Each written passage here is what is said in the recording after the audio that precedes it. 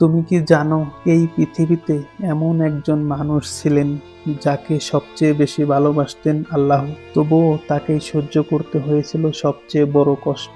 তিনি হলেন আমাদের নবী মুহাম্মদ সাল্লাল্লাহু আলাইহি ওয়াসাল্লাম।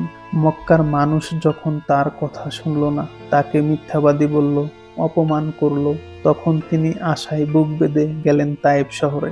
আশা করেছিলেন তারা অন্তত শুনবে, তারা অন্তত বুঝবে। কিন্তু কি হয়েছিল? তায়েফের লোকেরা শুধু ফিরিয়ে দেয়নি, তারা তাকে নিয়ে উপহাস করেছিল। তারা শহরের ছোট ছোট ছেলেদের দিয়ে পাথর মারতে বলেছিল। নবীজি দৌড়াচ্ছেন, পাথর লাগছে তার গায়ে, হাতে পায়ে, রক্তে ভিজে যাচ্ছে তার পবিত্র শরীর। এক পর্যায়ে তিনি একটা বাগানে আশ্রয় নেন।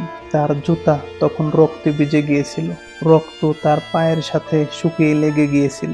এই অবস্থা থেকেও তিনি দোয়া করেছিলেন, হে আল্লাহ, এদের ধ্বংস করে দাও না, বরং তিনি আকাশের দিকে তাকিয়ে বললেন, হে আল্লাহ, আমি আমার শক্তিহীনতা ও মানুষের কাছে আমার অপমান সব তোমার কাছেই ফরিয়াদ করছি।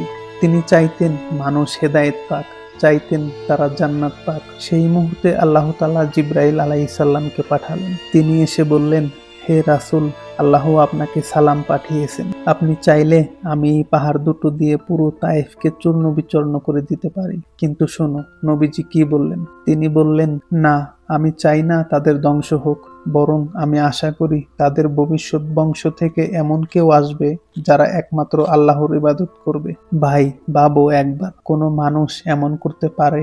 এমন মানুষকে আমরা কতটা জানি, কতটা ভালোবাসি। আমরা তার দেখানো পথ ভুলে গেছি। যিনি আমাদের জন্য চোখের পানি ফেলতেন, যিনি পাথর খেয়েও আমাদের জন্য দোয়া করতেন, আজ আমরা কি তার প্রতি সেই ভালোবাসা দেখাই? তার সুন্নাহ অনুসরণ করি?